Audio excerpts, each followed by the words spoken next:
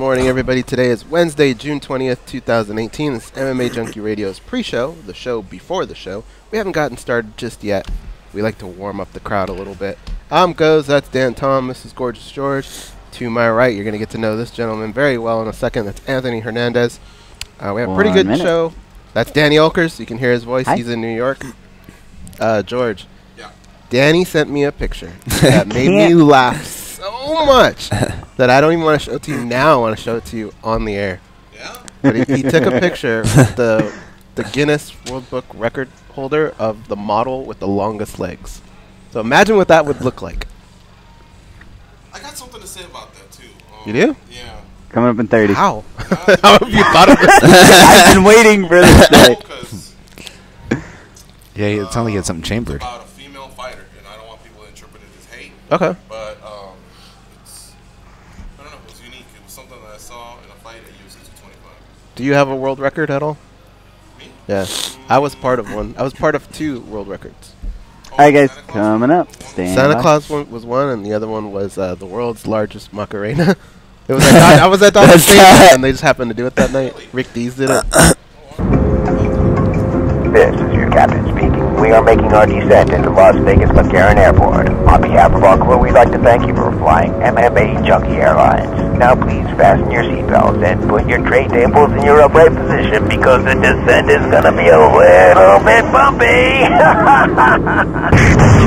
Alright, Junkie Nation, it's time to roll, baby, on MMA Junkie Radio with Gorgeous George and Goes. This is what we doing while we do it, baby. All night long, we rollin'! Yeah! The MMA Junkie Radio revolution is upon us. Can you dig it? There's no escape. No escape. What's that? Through the vast frontier of cyberspace and through a sea of stars in outer space. It's the iPhone, guys. Small step for man, one giant leap for mankind. We've solidified our combat communication stranglehold. We are controlling transmission. With the use of MMA Junkie Radio and SiriusXM satellite radio technology. MMA Junkie Radio. Commence transmission.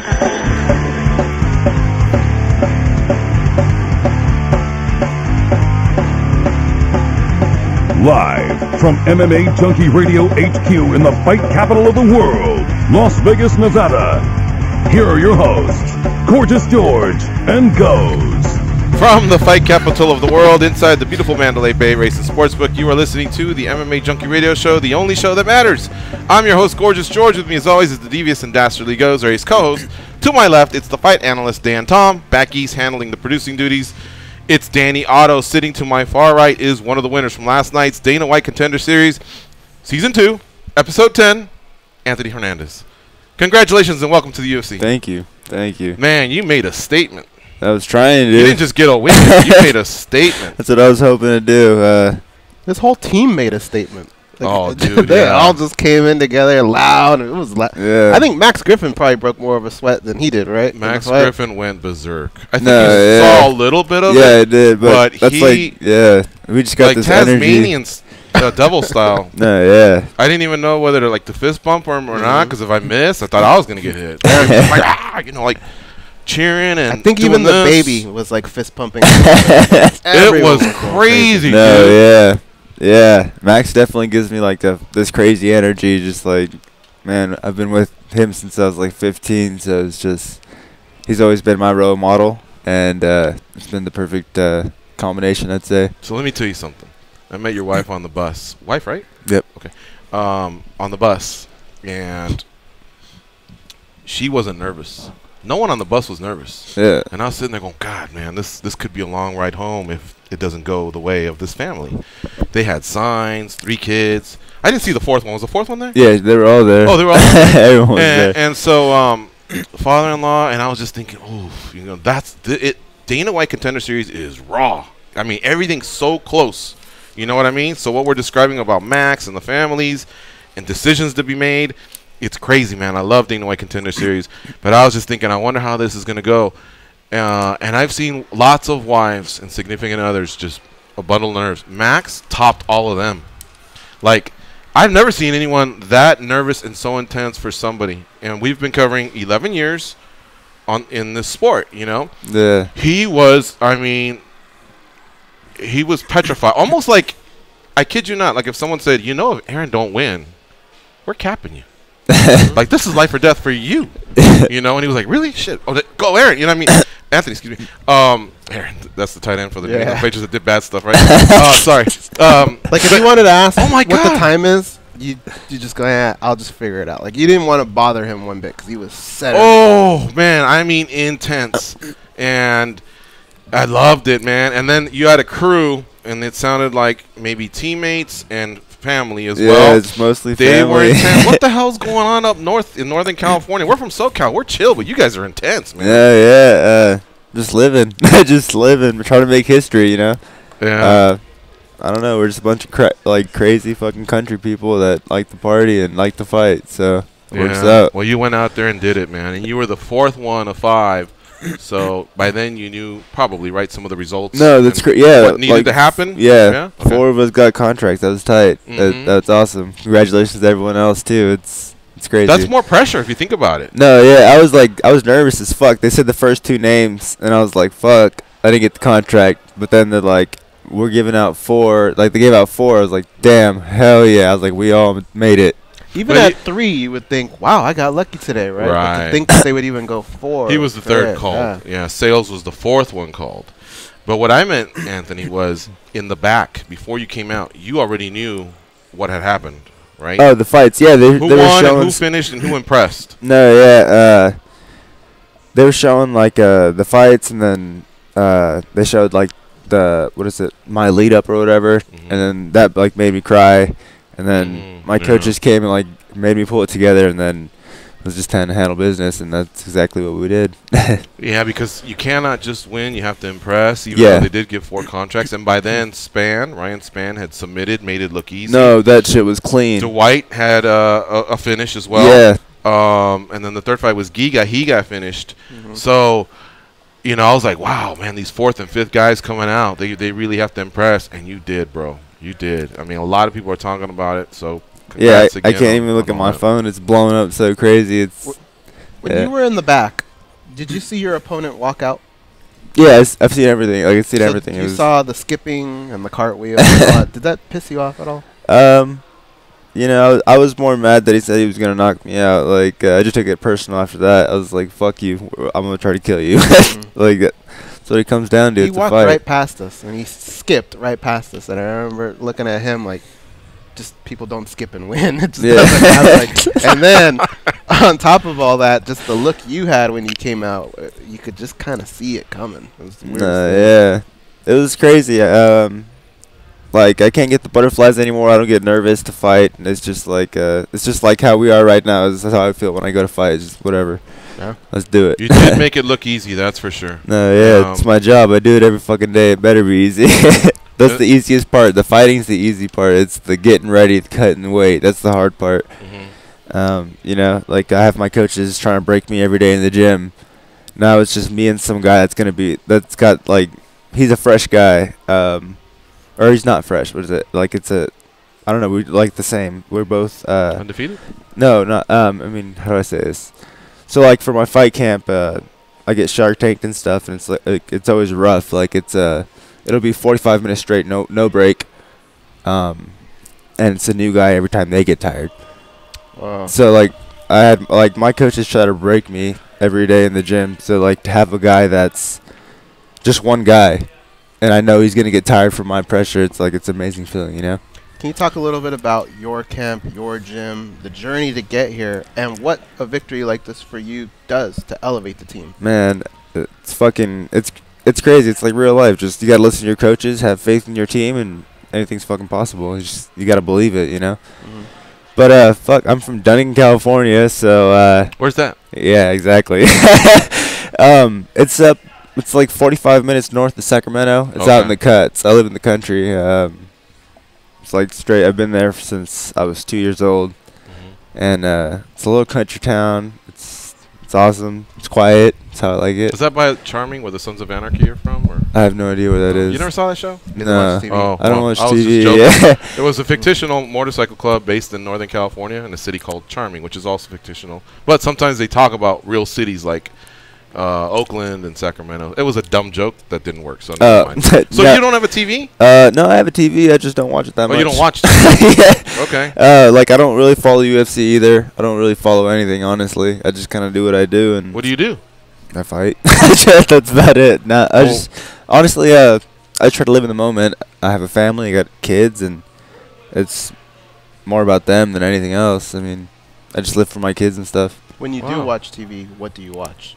I watch, honestly, I've been watching a lot of fucking Baby Shark with my son. Baby Shark? What is It's that? like Baby Shark. I don't know. It's fucked up. Like a cartoon or something? It's like a little YouTube channel shit. I don't know. I've been watching. My son's actually into like Shark Attacks, so we've been watching a lot of Shark Attacks and shit.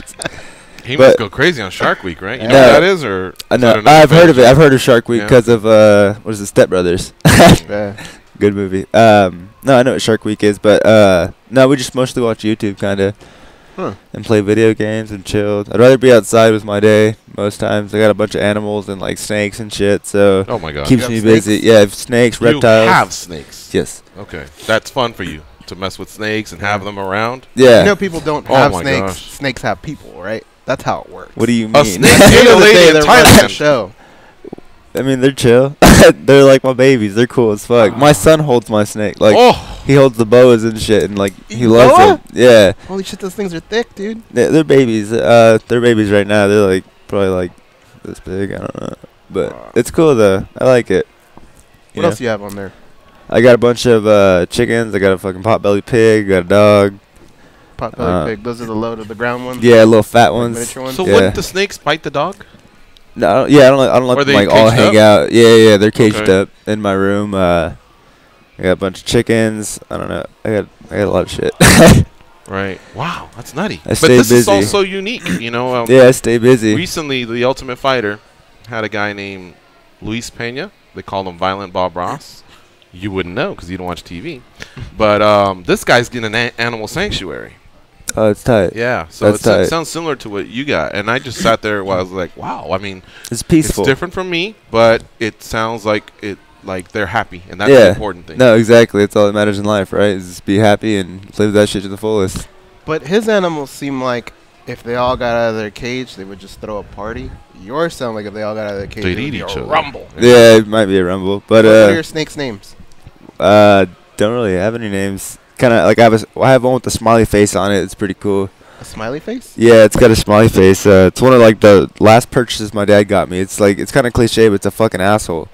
Like it's got a little smiley face, looks like a happy little snake, but he's a prick. He's bit me so many times. Oh, dude. But he's dope.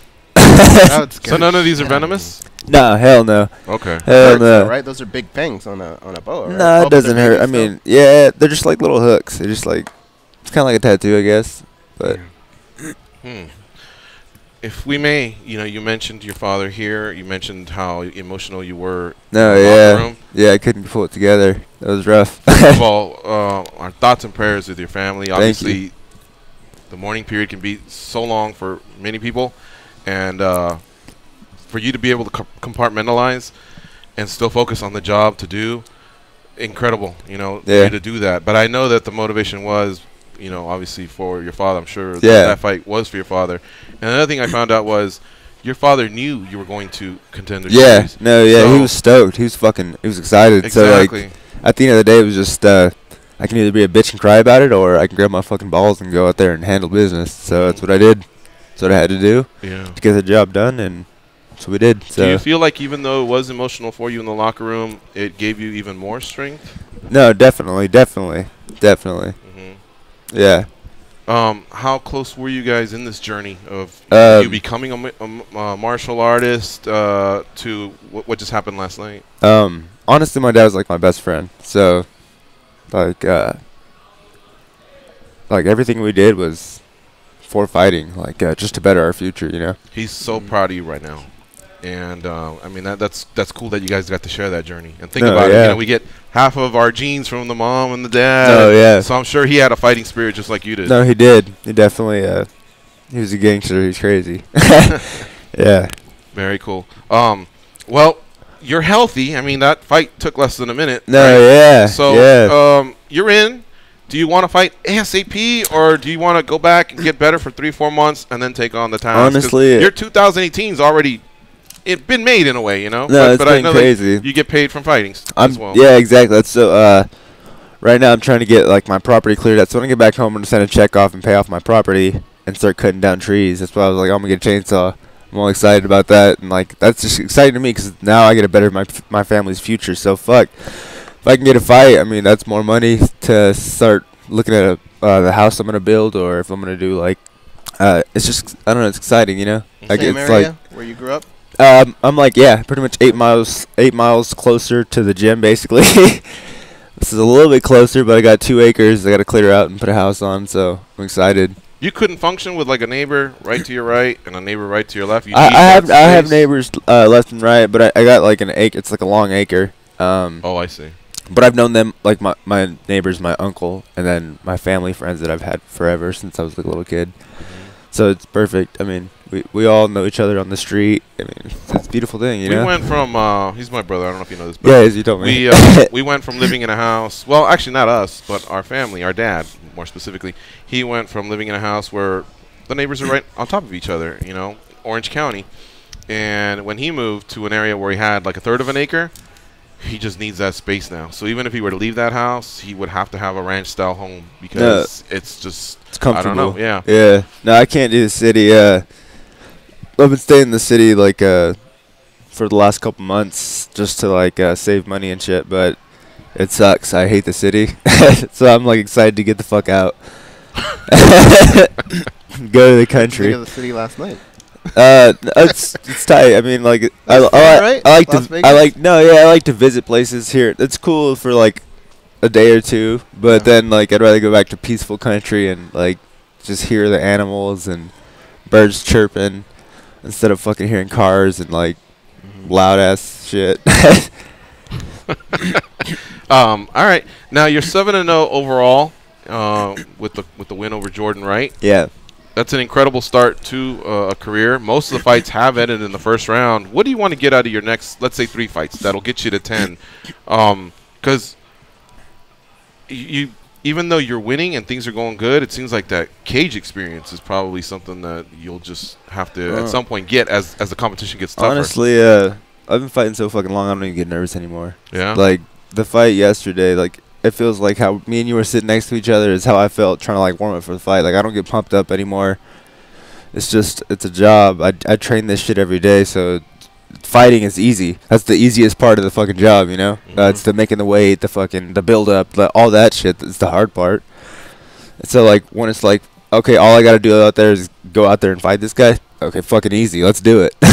So I don't know. I look at shit different. I try to live in the moment more of. But I'm excited, man. I'm excited for what life has to offer. I shared a story with you, I think before the show, about when I geeked out, and it was towards pro wrestling. Which, by the way, he's never watched pro wrestling. Now he's watching. Is there something that would geek you out that would kind of get you fired up? Like I don't know. Like I'm sure at some point you crossed paths with Dana. You probably said something. But are there certain fighters that if you came across you would geek out? Honestly, I don't really watch fighting, but I mean, I watch shit here and there. But man, I just like hungry motherfuckers like that. Just go in there and get it. Like, Justin Gaethje, that motherfucker is gangster. I like watching him fight. He's so sick. Like, he just goes in there and handles business. Like, win or lose, that motherfucker comes to fight, and that's what I like. I like the fucking that heart. That's just you can't teach that, you know. So like. Shit like that like gets me excited because like that's it's real life, you know. Like this motherfucker has been working his ass off for that type of shit. It's a beautiful thing. We've known you as the MMA Gold guy, but I know that you did like not really a stint over at Jackson's, but you guys like cross trained a little bit. Yeah. What did that do for your confidence to go up against some of those beasts and hold your own? Man, it was tight. It was like shit. All right. That's like how I felt like after the rounds and shit. It's like I can take care of myself. I think I'll be good.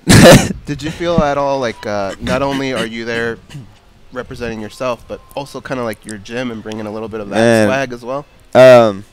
I don't know. I got a lot of pride. Like, just being Mexican is fucking. I have so much pride in myself. Like, I don't know. I try to hold myself to a higher standard. I'm probably way too hard on myself, but that's how you got to be. You know, I don't know. It's exciting. You want to talk to your number one fan? What's that? Who's that? You want to talk to him? Sure. Yeah. All right. This guy was going nuts when you won last night. Max Griffin, welcome to the show. How you doing, Max? Brother. What's up, man? You guys. Well, I was just telling Anthony how excited. Well, first, how nervous you were before the fight, how intense you were during the prep point, the Vaseline, walking inside, and before the fight started. I mean, you were on the edge. You weren't even on the seat. You were standing. You were bouncing off walls. Sit down, bro. And then when he won, he did everything but run through the wall. Like, I mean, I don't know how we contained him, man. But he high-fived everyone except anybody that was on Jordan right side. He must have high-fived everyone on the gym. He must have pumped his fist about 1 million times. He was going. I think he even went all the way to Dana White. He did. Yeah. He went all the way to Dana White and the matchmakers.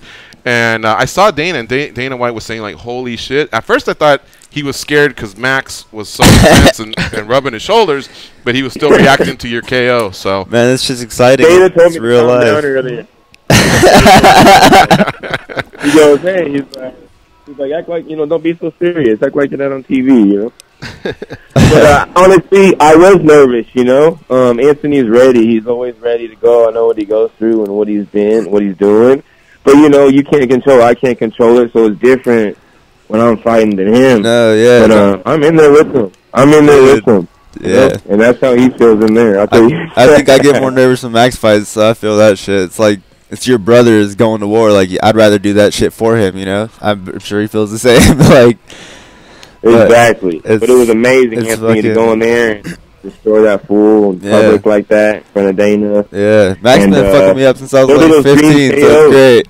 How long have you guys known each other? For like 10 years? Fuck. I don't know. We're pretty much brothers, though. Have your snakes bitten them? Nah. No? Okay, nah. Watch out, Max. Oh, you don't? Yeah, he don't fuck with snakes. Max don't fuck with them. He looks at them, but he don't fuck with them.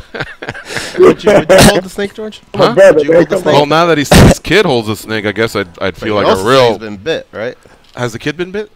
No, he has. He's been bit. No, Well, he holds them a lot, though. No, they've like struck at him because he's a little prick, but they haven't bit him yet. Yeah, he'll probably get his sick if he handed it to me, I'd do it. But you would? Yeah. Oh man. But then I'd have to hand it back really quick and go, I did it, and that's it. We're good. You know what I mean? I think if the snake saw Max yesterday, the snake would be like, "I'm good." Exactly. I can't put it into words how intense Max Griffin was last night. Man. I was afraid to even say congrats. Like, I thought he would turn around and go, "Where the fuck are you? I'm trying to celebrate my friend," or something. Like, I go, this might not go. This could go wrong, So I was like, okay, hey, just kind of hanging out on my side. But that was so intense, that group. You know something that cracked me up was, as intense as you were, Max, there was one thing that broke him out of the funk. I think either he bumped his shoe on something or someone stepped on the shoe, but he took the time to kind of wipe it off. Like, nobody messes with my Jordans. That was the only thing that could bring him out of tunnel vision. Man. Hey, Max, while we got you on the line, what's up next for you, man? You're catching me off guard here, so I'm trying to pull up your name, but do you already have a fight book? Hell yeah, we'll be back here next month. I'm fighting 2 weeks. I'm fighting UFC 226. I get to beat up Curtis Millender. Oh, that's right. Ooh, that's going to be a good fight. It's going to be a good fight. I'm excited for that. 2 weeks. All right, so this guy broke camp for you to come here and accompany you. Yeah, and then it's back to work Monday to help him. Wow. All right, man. That's crazy. Good. We both had tall guys for our camp, so we're working a bunch of different things. But it was beautiful to see exactly what we worked on happen last night. It was just validation that what we're doing is working. Yeah. So pumped. I'm pumped. Well, there's like 5 UFC fighters now at MMA Gold. 3, I think. 4. 4. Okay. I saw Aspen Ladd last night. Yeah. I know Mac's been doing work. He punished Mike Perry a few months ago, and now you're in. So yeah, it's only the beginning. That gym, man, that gym's blowing up. It's only the beginning. Good stuff. Juice, man. All right. Well, thanks for calling in, Max. Good and it was really good to see you last night show that passion for your team and for your teammate. And I'm sorry for scaring you guys last night. You guys didn't say hello to me. Dude, you were in the zone, man. You Yeah. you were in the zone. Yeah. So I got a kick out of just watching you, the squad, the family. It was great. No, thank you guys, and thank you guys for having Anthony on. You know, he deserves it, and the world's next. Right on. Thank All you. right, take care, buddy. We always ask this from the street, from the in-studio guests. Yeah.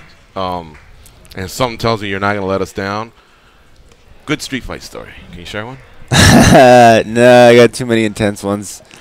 I'm crazy. Yeah, I'm a little crazy. You I've can been go in back as far as you want. Yeah, 8th Kindergarten, grade whatever. or kindergarten. I mean, let's see.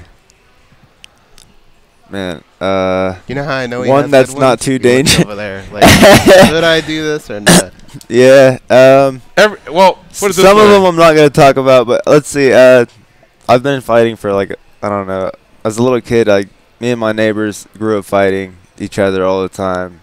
Like I'm straight from the country boy. Like the reason I got into MMA was like because I was doing underground fights with my homies and stuff. Like we get bored and just be like, fuck it, let's put the gloves on and fuck each other up. And like we'd beat the shit out of each other and like we'd knee each other in the head on the floor, elbow each other. Like at 15 years old. Like we'd fuck each other up, and then my dad just calls idiots, and he's like, "Bro, you're gonna hurt yourselves." And then he's like, "Why don't you guys go actually learn how to fight?" And then it's kind of how I got into it. That's not a story though. I know, but I can't. I don't know. How about a mall? A street fight. Let's see. At a mall. Man, Golf and stuff. I don't know. A basketball game, the Kings game. Did a Laker fan get in your face and you had to check I them? don't watch. Oh, I don't watch basketball. I don't really like basketball. Someone cut you off? No, I've never been in like Bar like fight? that. I used to be Library? Yeah, I've been. I've had. I don't know. Let's see. One of the fights, she got knocked out, so I almost killed a guy. Oh boy. Oh boy. So How yeah. did that happen? I don't know. I don't know. Like we were just walking. We were all going to the river to go have fun. Right. And then some guys pulled up on us and. Out of nowhere for no reason? Yeah. Oh, wow. Well, they tried getting at the girls, and I didn't care about that. I was like, whatever. They're pretty girls. People are gonna try to get at them. It's yeah. So you they're deserve like, it. why are you Whatever. with him? Come with us. I don't even know how it happened. Like I was just leaving, and they tried to follow us, and then we said leave us alone. She got knocked out, and after that, I lost it. Wow. Yeah. Why would someone do that? I don't know, but they got what they deserve, so that's all that matters. And you stomped that fool out, huh? Yeah. All right. That's good enough, my man. No, yeah, I don't know what happened. Dave's over there back there going, ah. Yeah. Stop that one. Tell it No. No, I don't like street fighting. I'd rather save it for the cage, honestly. Yeah. I try to avoid fights. Sounds like it's in your fiber, but that was when you were younger, and now you're a professional fighter. Yeah, I don't. Honestly, I try to avoid fights. When she got knocked out, it was like, I'm going to kill you. Like, oh, yeah, that's... You don't touch my family. Right. But besides that, I do not like street fighting. I'd rather fight in the cage and get paid for it. Right. You know, it's a job. Yeah. So, I don't think you've looked at this. Do you know who's headlining UFC Fight Night 132? No. No? No. Okay. Do you know Max is fighting Millender Yes. at UFC 226? Yes. Do you know who's headlining that card? No. You don't even know that? No. Wow. Is he for real or is he joking? You're all about family, snakes, and just keep it simple, you know. Just keep it simple. So that one's to do what I do. Daniel Cormier. You've heard of him, right? Yeah. Versus tight, Stipe Miocic. Yeah, they're both sick. Miocic is the heavyweight champ, and the light heavyweight champ's coming up to fight him. So it's champ versus champ. Yeah. The co-main event is Ortega versus Holloway. Have you heard of them? Ortega. Yes, I know who he is. Brian Ortega? I think I'm pretty sure Max just trained with him. Yeah, I know who he is. Yeah, so it's a good car. Are you coming back out for Yeah, for of course. fight? Yeah, of course. Of course. Yeah, I'm excited. It's going to be a fun one. Yeah, it should be. So we'll see you in a couple weeks. Yeah. You know? And in the meantime, go do your thing. Like, what'd you say? You're chopping down some trees? Yeah, clearing out some land. But before I do all that shit, same thing. I'm going to help Max out for his fight camp, and then I'll worry about that. So, yeah, it's exciting shit, you know? It's exciting shit. I'm excited. Hey, he's a trip, isn't he? Yeah, dude, he was here like 30 minutes early. I've been tripping out for an hour. Yeah, He's no telling me all kinds of TV cool stuff. and all right, the snakes. Yeah, I want. Can we just give you like keep a homework shit assignment simple. for the What's next time up? when you come here? Yeah, what's up? All right, we need you to name the snakes. And one of them's Monty. The other one, I don't know. She's just chill. I don't even know what I'd call her. What would I don't know. By the way, my man here gave you an A. He grades all of the Dana White Contender Series. Not all the winners, right? That's the first Yeah, A I ever had. So except for PE. That's the first A I ever had. What impressed you the most? I mean, I know there wasn't much to grade because he handled the business so quickly. But what'd you like the most? Can I say? I'll say mine first, and then I'll tee it up because he's the expert and he sees a lot. What I liked was there was 2 sequences in which you struck, and I'm seeing more of it from the fighters is patience and calm. You struck them, you got them, and then for a moment you guys disengaged, and it's like for that moment you positioned your body, found the right angles, and then you went in again for Yeah. No, you I don't want to call it the kill, but for to finish him. Yeah. And it was really, really slick. I saw this one big left hand that hurt him, plus the follow-up ground and pound. Yeah. And I love seeing that, and I love seeing that out of young fighters, just that composure. You know what I mean? Because when you're in there, the more you can do to slow the fight down, the more of an advantage you'll have for your opponent. If he's flustered, intense, and he just can't seem to slow it down, he's playing checkers while you're playing chess. And if you're knowing exactly what you're doing and you're not feeling that pressure and you can go out there and execute, it makes you even more dangerous. So that was very impressive. Yeah. How about you, Dan? Honestly, it was tough. I was like, I want to give him an A+++ just because of the promos got me so damn emotional that those kind of things hit a soft spot with me personally. But I, got to be objective. I don't know if I'm an expert as kind as my man here, but I do got to be objective when I write that kind of stuff. And I was more impressed with just the pressure, man, because it's a high pressure situation, and I'm more impressed with your answers here, how you deal with pressure. It's clearly got a thing for you. I did really good with pressure. The pressure of the fights and shit, I love that shit. I do way better under pressure. I fight way better mad. People don't understand, so it's exciting. Well, I was gonna say, but it wasn't. You had more pressure than the other guys, though. I think it's fair to say, where you also had, with the story with your father and whatnot, that everyone had their story, not taken away from the other fighters. No, yeah. But I think it's fair to say you had a lot on your plate, maybe even more in more levels than one, right? Yeah, and then definitely. And then as far as just the technical side, there wasn't much to grade from it. George did a great recap there, but he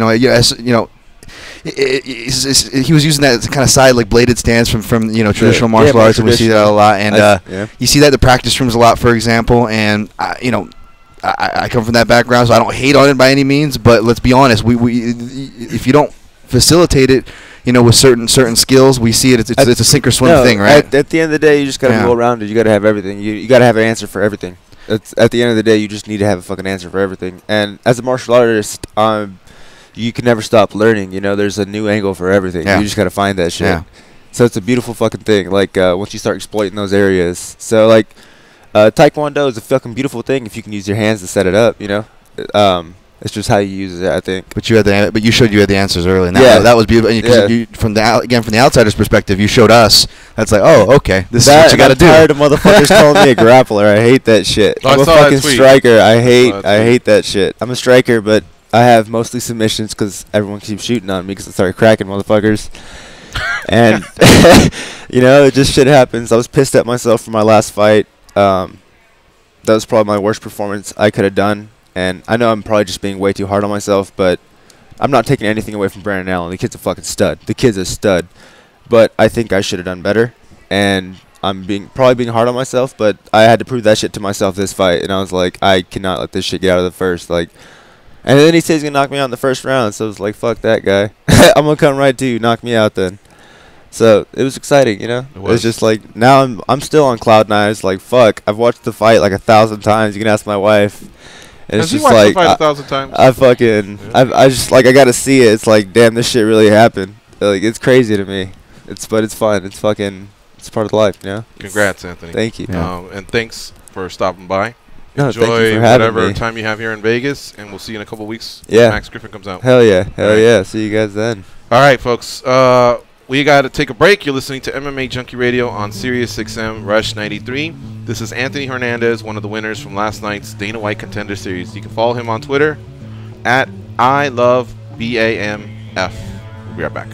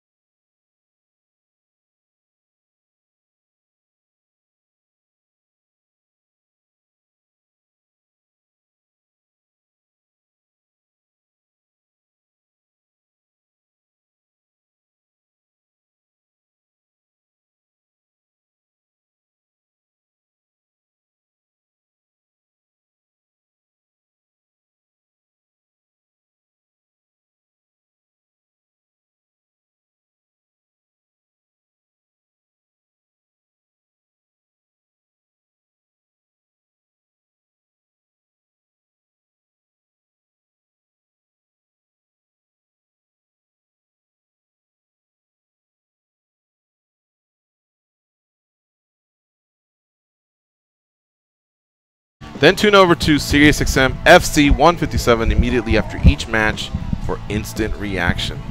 What do you think, goes? Peru against France. That's one of the toughest teams. They have great players, but the World Cup's just a whole other animal, and there are some unusual things happening in this year's World Cup. I was talking to a few people, and I was surprised that they were more of the let's beat France. I was thinking, all right, let's just tie them and then beat the pants off of Australia for goals and hope we can get through with 4 points. But a lot of people think that they actually would give France a decent game where they could maybe beat them. No less than a draw for sure. Yeah. But their best bet is to take back control. What they should have done was beat Denmark. And they didn't, so now they have to beat France. All right, but right now we got to talk some PFL. PFL 2 happening tomorrow night. Remember, 72 MMA fighters across 6 different divisions. They're having a regular season and then a playoff. In the end, 6 of those fighters will become millionaires. And heck, even the runners-up will bank 200 G's. They also get paid along the way, and all of this takes place in 6 months. So that is a great thing. Now, the fights take place tomorrow night at the Chicago Theater in Chicago, Illinois. Rakim Cleveland will be facing Rashid Yusupov. Rakim Cleveland joins us now on MMA Junkie Radio. What's up, Rakim? How you doing? I'm doing great. How you doing today? Good, my man. You ready to give this guy his first loss, this undefeated Rashid Yusupov? He hasn't tasted a loss, and in our sport, that's really difficult to maintain. So you got his number? Oh yeah, most definitely, man. I got my game plan dialed in, and I can't wait to step in the cage tomorrow. Tell me about your excitement, your level of excitement as you're closing in on almost 30 professional fights. Are you still as hungry as you were when you had your first fight or your 5th fight, or any key fights you've had along the career? Definitely. This opportunity definitely gives me an extra spark. It's a big opportunity to come up on a lot of money in a quick way. $1 million in 6 months. Now a lot of people say they can do that, and I plan on winning it all. The one thing I've noticed too, 2014, 15, 16, 17, you stay busy. Sometimes at least 3, sometimes 4 or 5 fights per year. That's kind of tailor-made for what PFL's doing here with the regular season and the PFL. This isn't in any way catching you off guard. Not at all. I'm the type of guy that likes to stay busy. I don't like to have a lot of downtime in between my fights. Even though it's been a good 7 months since my last fight, but that's all been because I've been getting ready for this tournament and fine-tuning and staying healthy. So staying busy is what I like to do, and fighting a lot, is definitely right up my alley. So I look forward to it. Most of his fights have ended via KO. Same with you. Is that what you expect, that this fight will get settled on the feet? Definitely. He's a high-level striker. He has a lot of accolades, and so am I. So I think you will see a very technical, high-level, good old-fashioned, knock him down, drag-out brawl. Rakim Cleveland joining us here on MMA Junkie Radio. Goes, what do you have for Rakim Cleveland? Rakim, I know you pretty much have more than double the fights that this kid's had. And I'm sure you've come across undefeated fighters before in your career. What do you think of when you see your opponent, his record, and how he got to this point? Are you impressed with what he's done so far? No, it's always impressive when someone's undefeated, because it really doesn't matter who you're fighting. All it takes is one good swing of the glove, and it can change the night completely. So, kudos to him for being undefeated, but, tomorrow that comes to an end. I'm going to give him a good beating and give him something he's never tasted before. That's a loss. Dan Tom, our fight analyst, he's got something for you. What do you have for Rakim Cleveland? Hey, Rakim. Just wanted to kind of touch back on the experience you were talking about with George. It's interesting. I wanted to get your viewpoint on it. A lot of times when you have a fighter with a lot of fights, especially at a young age, they might not on paper, as they say, it might not, they may accrue more losses than your quote unquote prospect, but you're still a very young fighter, and you look at the losses, their quality losses, and a lot of those fighters, like I like to point to Jorge Masvidal, even, he got a lot of experience on the young age, even from the streets to other promotions and whatnot. But you look at him now, even though he's so many fights in, you could argue that he's in his prime. Do you kind of see those? Do you kind of see that comparison, or do you have any takeaways from your experience and how that helps you now, Rakim? Definitely. I'm just hitting my prime. I just turned 29 a couple months ago. I know I have a lot of fights under my belt, but it's a lot of experience. I fought a lot of guys that are tough, a lot of guys that have been to different levels, and with that experience comes a lot of knowledge, and I don't have as much knowledge on my body as you could think. I haven't took a lot of bloody wars or anything like that, so I'm coming in with a lot of fight knowledge at a young age, and I think I'm just really starting to hit my stride as a professional. Me joining the American Top Team crew, and those guys retuning my style and catering to what I like to do is going to be a huge component, as far as me making it through this tournament. So, tomorrow's the first step, and I hope you guys see, the small fine tunes that we've made so far, and I put on a great show for you. Rakim's not playing around. He has fought a lot of people in different promotions. He's fought Mike Biggie Rhodes. He's fought Steve Montgomery. He's fought Derek Lewis. Yeah, I had to click it twice just to make sure, that it was the same Derek Lewis. But Rakim, what I noticed, even though your record's 18-9, I look at it more as 16-5. It looked like there was a rough start, but after that, you corrected some things, and you've been out there fighting. Like I say, that's a solid record to have. From that early stumble. And even then, in your last 11 fights, you're 8-2-1. So I can tell that when you hit your stride and you get on a roll, you really, really can peel off, quite a few victories in a row. Oh, yes, sir. Like I said, it's hard to go, for a long time without taking a loss. And when you're fighting quality opponents, those losses come. But it's how you bounce back off of them, and it's what you learn from them. If you're fighting a lot of tomato cans, of course you're going to win them all. But if you're fighting quality opponents, you're going to stumble here and there. And I'm not afraid to stumble. I have stumbled, and I, as you can tell, from middleweight all the way up to heavyweight, I've fought them all. So, I'm ready for this competition, and I've been hit with a lot of different things. And in order for him to come out with this win, he's going to take me out on my shield. So, that's just how it is. All right, my man. Well, listen, it's great to get to know you, and we'll be watching that fight tomorrow night. All the fights. We got 6 in the lightweight division, 6 in the light heavyweight, and the winners all get closer to the $1 million payout at the very end. Thank you very much for joining us here one day before the fight. I'm sure by now you guys have maybe already weighed in, so hopefully some good food, a good night's rest, and you're ready to rock and roll tomorrow, my man. Yes, sir, no doubt. Thanks for having me, guys. All right, take care, buddy. All right, folks, that is Rakim Cleveland, and you can follow him on Twitter at TeamRakim58. Thank you to Greg Savage for lining that one up. Let's talk to Showtime in Tennessee. What's up, Showtime? It's yo time.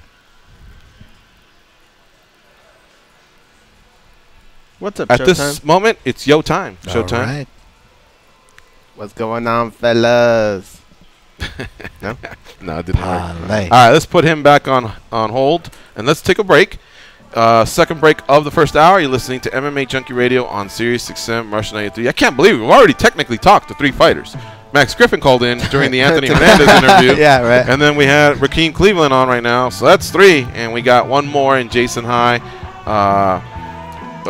in the second hour, though. So right now, good time to get back in the queue. I think Ben from New Zealand, he woke up early. Probably finished polishing off the second cup of coffee. Call back, Ben. We'd love to talk to you. Showtime. Anybody else? Again, 866-522-2846.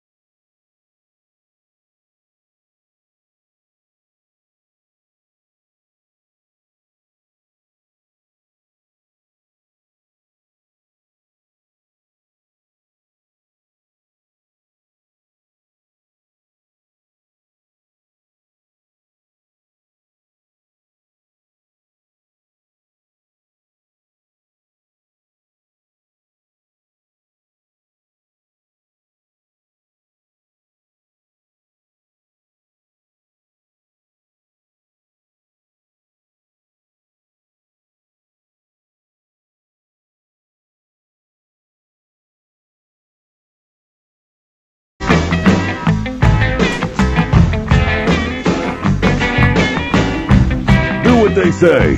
Your life will be a lot better. Here are Gorgeous and Goes. Man, you gotta let that one play, Danny. That's some Led Zeppelin there. I'm not the biggest, like, hardcore classic rock guy, but these guys I used to work with. I remember you buying when CDs were really it was popular, like you had to get 6. Yeah. Like their best of is like 6 discs. There's a bunch of wings on it and crap, right? Something. But these guys I used to work with in California, they played it a lot and they got me to like it. And this was one of the jams that I recognized. But they literally have a lot of songs that, even if you're not a fan, when you hit like their top 10, you'll go, oh, I've heard that. Oh, I've heard that. Oh, I've heard that. They're incredible. You know, I've heard from multiple old dudes from back in the day, which is really weird, is that they weren't that great live. Part of the reason was they were also one of those bands that would just get really trashed and not really like, you know. Whereas like Hendrix that was his thing. He had to kind of be trashed to be out there and do well. Right. But I don't know. Who knows? But then you have the other side where there's like bands like Heart who, you know, strong in the 70s, but apparently, you know, all reports to today, she still sounds great. I saw them about 4 years ago. 4? No, maybe about 5 years ago with Def Leppard. How were the pipes? They were awesome. All of them were really good. And they had like a mini residency here at the Mandalay, right? The beach. What is this? Oh my God, what is this called? The House of Blues. House of Blues. Yeah, they had like a mini residence, and I know they come back every now and again, but I would totally recommend go watch them. You'd have a good time. All right, Showtime. I mean, now Showtime's gone. So anybody that would like to call, it's 866-522-2846. Let's recap Dana White Contender Series goes. This was your first one in season 2. What'd you think? Similar to last season? Just a fucking great night? Very, very similar. More people, though, I'll say that, in the gym. Before, it was like there weren't too many people standing.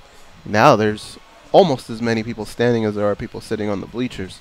A lot more fighters were there. A lot of, Yair Rodriguez was there. Brian Caraway was there. Cuban Missile Crisis was there. Max Griffin was there. Jake Ellenberger. Is that what you call him? Jake Ellenberger. Why do you call him that? Because when I'm a big fan of Hector Lombard through Bellator, and I was happy he came over to the UFC. And he doesn't do many shows. We're lucky enough to be one of the shows he does. MMA Roasted's another one. And I try and support Adam from time to time and catch their show. And Jake was he had a run where he was co-hosting like almost every week or at least every other week for about 6 months. So I was just tuning in. And when Adam was talking to him, you know, he goes, "Hey man," he goes, "Is that Jake Ellenberger?" I goes, "Hey, what's up, Hector?" He goes, "Hey man, I like you," you know, and they got along. And you know, I'm not in any way critiquing him because this is a second language, you know. But it was just funny. I think in that interview too, they asked him, because this was when Hector had come over and had, you know, a couple wins, and they were asking him about other welterweights, and he was going one by one, and he would just go, "I got him." "What about Carlos Condit?" "I got him." He just kept saying, "I got him. I knock him out. I got him." It was funny, man. Hector's hilarious. Two things. Just to finish up, Tim Elliott was there. Gina Mazzani was there. I know I'm missing a few. Elliott was he must have had just a surgery, right? Yeah, he had something. Was public in front of everyone there. And then the second thing is, did you, under your breath, quote the movie Troy? Oh yeah, just now. Yeah, I did. Yeah, okay. yeah, that was me. I was just picturing. You can imagine if Brad Pitt was going to the scene, you know, as Achilles, Hector, but instead of Eric Bana, you know, Lombard comes out. What's up, man? He barely did it under his breath, and I for some reason I knew exactly what he meant. Hector. There's a mistake with that movie. You know what it is? I've said it on the show. There's plenty. But no, there's like a major one. Okay, I know what it is. The plane? Yeah. Oh yeah. And the main battle scene when they storm the beach, if you look in the top right-hand corner, you'll see like a 747 flying by. Jeez. What a banana. Last night was great at the Dana White Contender Series. It was very intense yet again. 4 winners. Nobody expected that. And it's kind of cool because once it ends, if you just hang out for about 3 to 5 minutes, you hear Laura Sanko's voice over the speaker.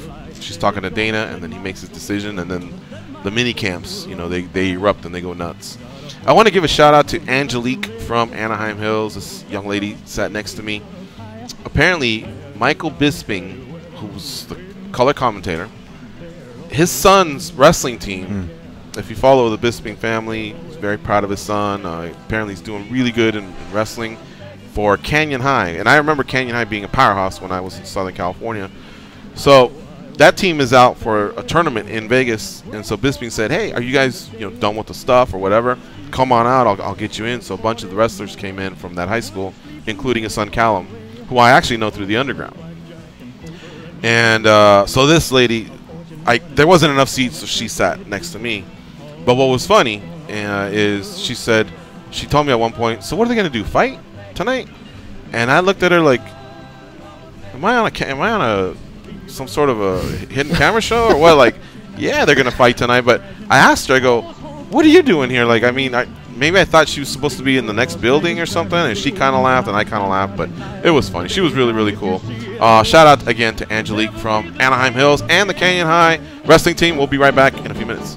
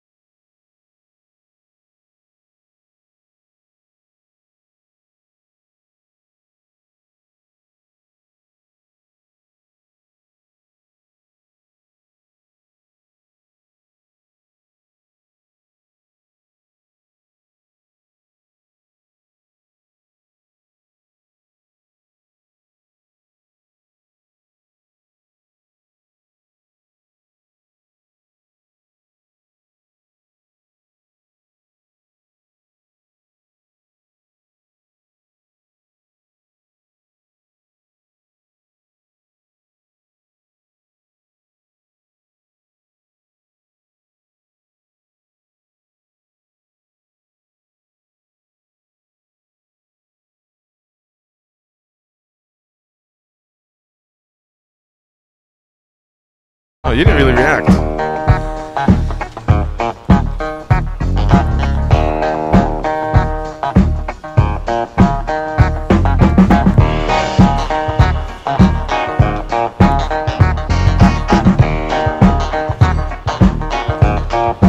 Very superstitious, writings on the wall.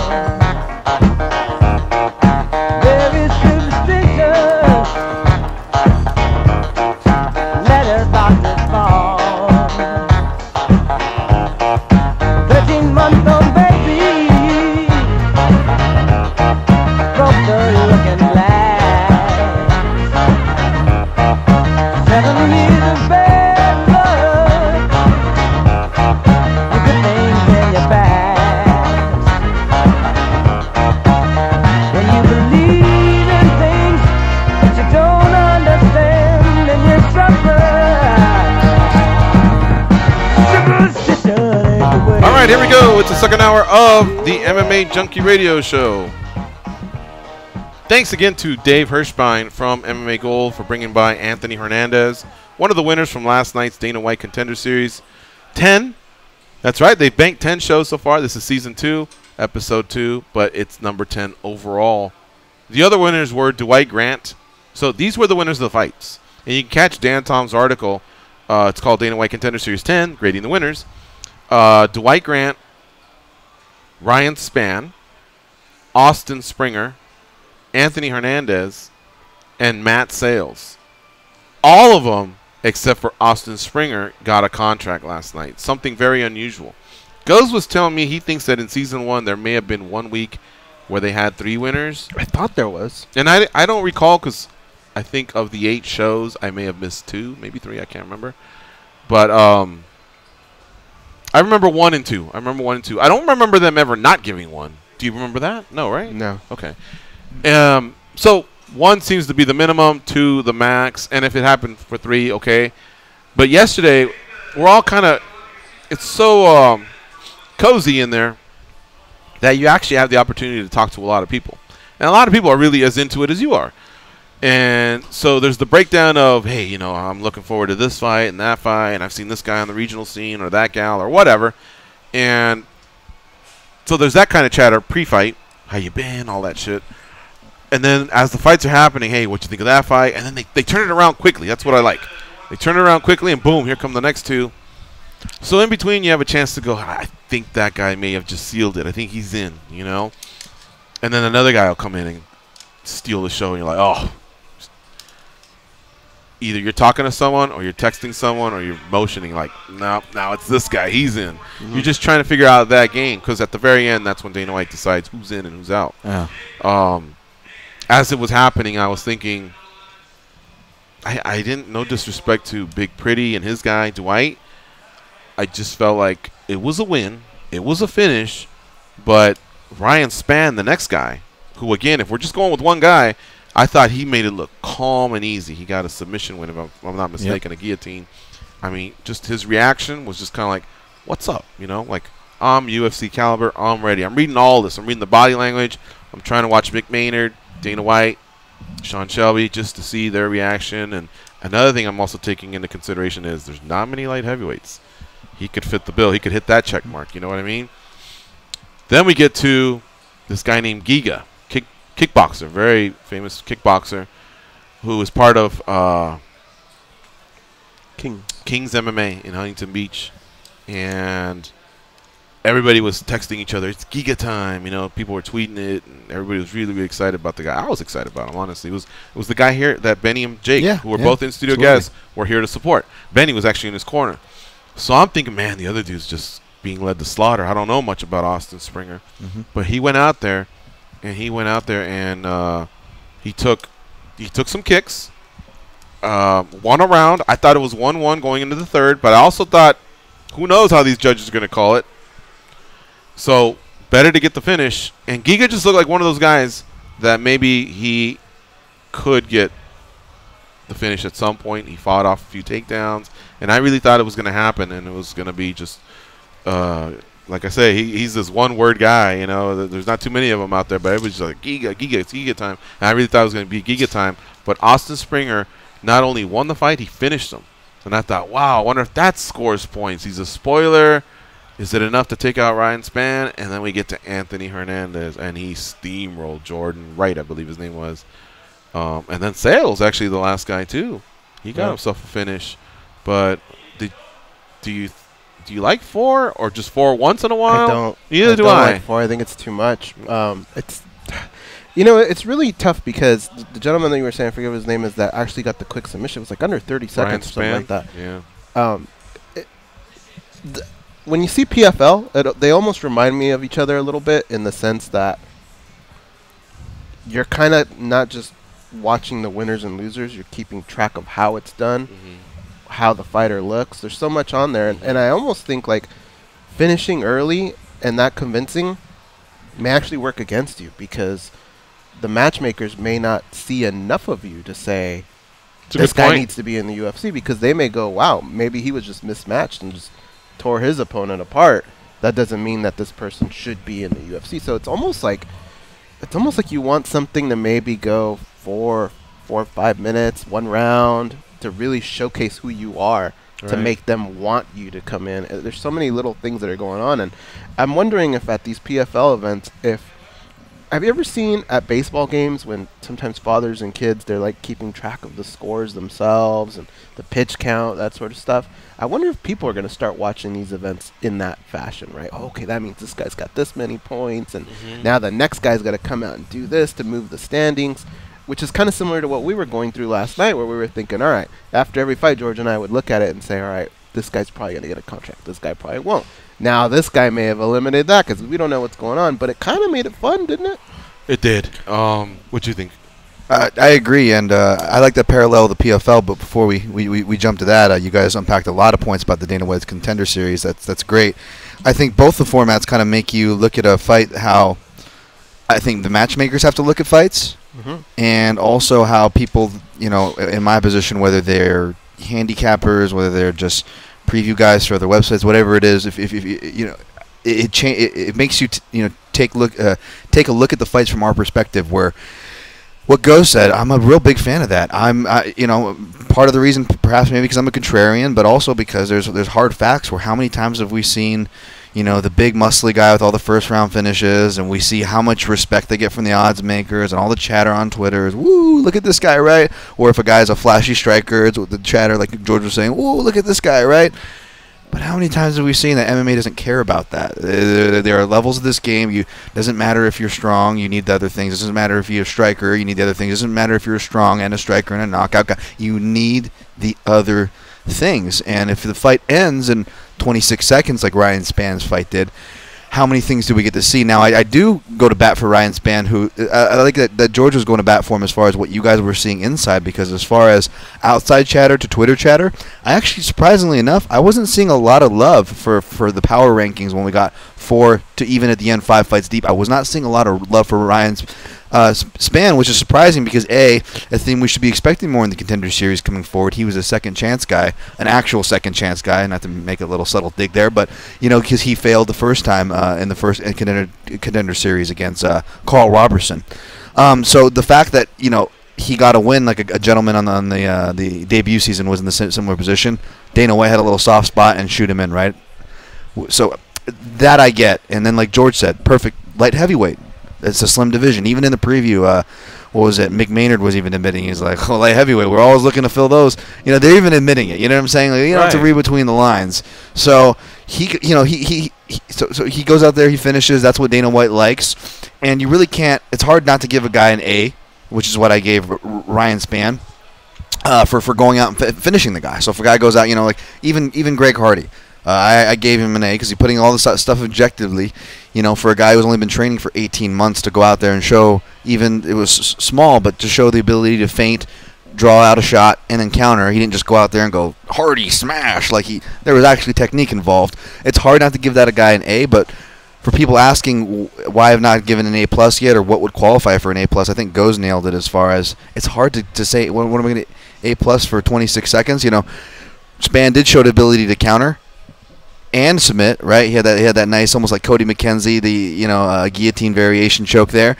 But unless you come back from adversity like an Austin Springer, which I want to get your guys' opinion on.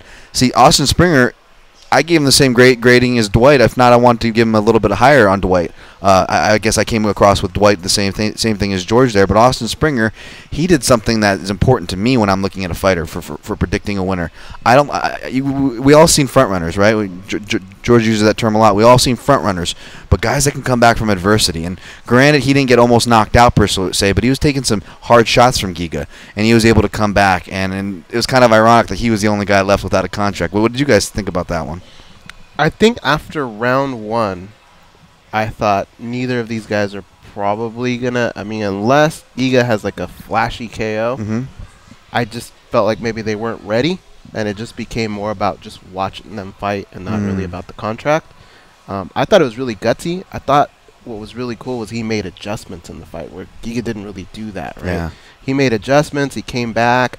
He timed a few of those takedowns were really nice. Yeah.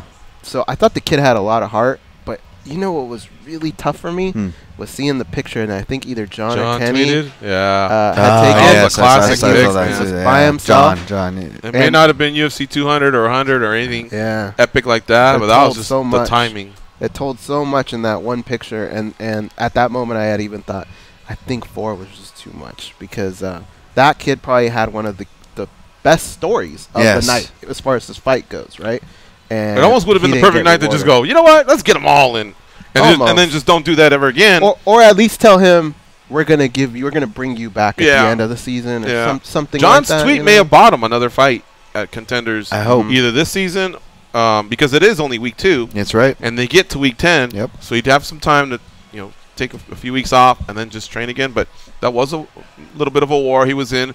So maybe he'd have to wait a season, or maybe he's just on the radar. Look, show up, win, impress, but if you don't, get on their radar. Yes. The matchmakers and the UFC president. Dana White, if you watch him at pay-per-views, or hell, even Big Fox or whatever, he's running around being Dana.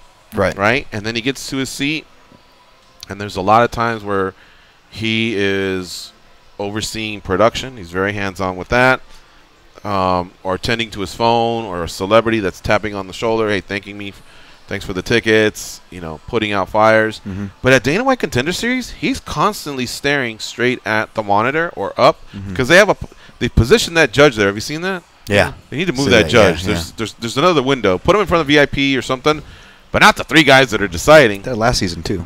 So they got the monitor there, and they really, really are watching, so you got their full attention. So, again, make sure you get on their radar, And even further to that, here's some homework assignment for managers, coaches, fighters. If you're going to be on Dana White Contender Series, bring a contingent, bring a loud contingent, bring a couple loudmouths of your friends, make a ruckus. Again, get on their radar one way or another. Now, don't be an asshole, right? But at the same time, I just felt like that squad it helped, and it could be influential. In fact, I could have sworn I heard Dana go, how can you say no to Anthony Hernandez? Now, it wasn't just the performance. It was what he created. And if you think about it, even though 4, 5, 10, I don't know how many people came and supported, if you think about it, that's a ripple effect. I bet you there was a lot of Hernandez tweets just from what Hernandez brought to the table with his own fight, with people getting excited, within the confines of the gym. Yeah. And then, of course, it makes you want to say something. It makes you want to go, wow, these guys are crazy. It came across on TV. Right. That has something. That counts for something. Played for a lot, too. What's the that? backstory. Yeah. Having the backstory. Now, granted, that you can't write that. You don't want that, right? But how he said, how it affected him watching, I think is probably what Dana meant as well. Exactly. Is watching that and saying, how can you not in this situation? So it was a hard, depending on the perspective. I like Go's perspective because it almost changes me to maybe this wasn't the night for 4 contracts when you look at it from the Springer perspective. But then you guys are making good points where, yeah, you know what, at the end of the night, it was a tough decision when you look at these stories. So how about this for Devil's Advocate? If they were going to go with a record-breaking 4, which I don't think they should go above 4, obviously, or even maybe go to 4 again. But if they were, wouldn't you argue that the first or second episode into the season is the time to do it, because that sends a message to the fighters to where not only do everyone already knows to come ready, but then there's that little bit of deflation, right? You're sensitive, your nerves are up, you're there, and you see the guy get a big finish. And you guys ask fighters all the time. You always ask that question. So were you worried if your bonus was in jeopardy as soon as you saw so-and-so later in the card? Oh, fuck. They're watching. They're paying attention, especially when money and contracts involved. But knowing that there is a possibility that they're just a wild card, but it's possible they could give 4. Even if it's a night full of it, by the time you get to the last one, that guy's going to be still just as motivated, but just as confident that he can put on a performance. So, Devil's Advocate, right? Can I play Devil's Advocate? Okay, all right. Yeah. Are the 3 of us just being assholes at this point? Why? I'm thinking about Dana White, and there's probably weeks where maybe he gives out 1 contract, and they go, "Come on, man, can't you see what that 4? Kid went through?" And now he gives out 4. And now us 3 are sitting there going, yeah. I think he might have overplayed his hand giving out 4. Are we just being assholes? Like, what? No. I understand where he comes from when he real. gets frustrated sometimes. I'm going to keep it real. Because it is hard to make people happy. Dwight Grant won, but if they only did... Okay, you know what? We're all going to keep it real here. Oh, shit. Who would you have given the 1 contract to? Just 1? Yeah. If they only had one yesterday, who would you have given it to? I would have gone Span because my back. You're wrong no matter what. You're gonna get criticism no matter what. But at least that way you can say, hey, this guy, try to get, his seniority. He tried, he failed, and there's precedence because we've seen people who try and fail get in on that second chance. Okay, I'm gonna say the same one because they need light heavyweights. Great point. How about you? This sounds almost like a terrible thing to say, but I'm gonna go Hernandez. Because from a business standpoint, I think I can sell that. Yeah. Okay. I would go Hernandez would be my number 2. If they said, okay, you're going to have 2, I'd go, okay, Span and Hernandez, excuse me. How about your number 2? I flip-flop with you guys. Dan? Flip-flop, yeah. My heartstrings is too strong. Okay. Okay. My number 3 will surprise you, though. I will say that. What happened with his father was unfortunate, but I don't know if the UFC... Not just that, but just being Latino. Like some of your Latino fighters have kind of fallen off. You need a new one. Okay. Of those, so. Okay. Let's go with who would have been your 3rd. Now we're left with I'll refresh. Grant, Springer, and the last guy, Matt Sales. I don't think Sales got a lot of gets a lot of love, and in my write up, I actually think he has the higher ceiling. Just kind of looking at the big picture, even though he's entering one of the deeper divisions that is featherweight.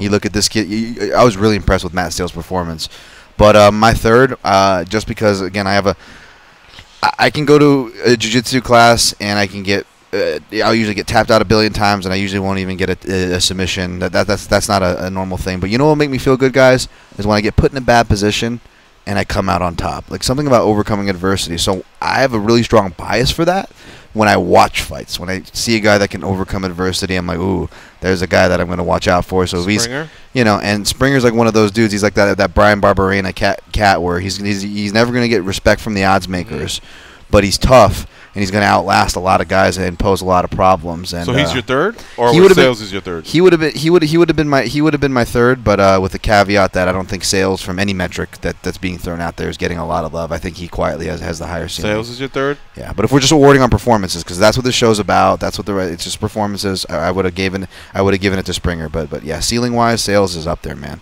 Sales would have been my 3rd. Okay. I think Grant would have been my 4th, and Springer would have been my 5th. How about you guys? You know what I will say about Grant? I liked that.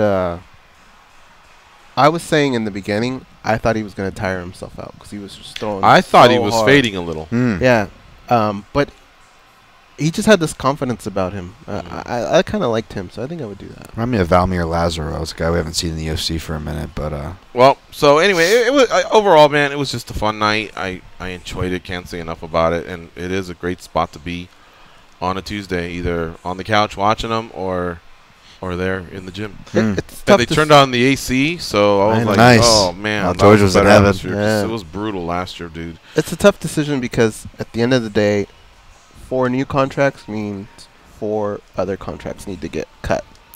And are you going to replenish that? Well, I bet you there's stats that show fighters just aren't fighting as much. Probably. So we know the champs aren't. There's injuries. There's just guys that are holding out, for I want to fight someone that's ranked ahead of me. That's the big one. Or this certain money fight or whatever. So other ones they're just churning them. You know what I mean? All right, and just to finish what I was saying, come with a good group, a loud group. I think they can help sell you. That's a good point. Maybe put you over the edge. Make the most out of any video time that they give you. You know what I mean? That's what captures the eyes of the producers when they're deciding on the Ultimate Fighter. Sometimes it's that video that you did. But go out there and perform, and remember, you're auditioning.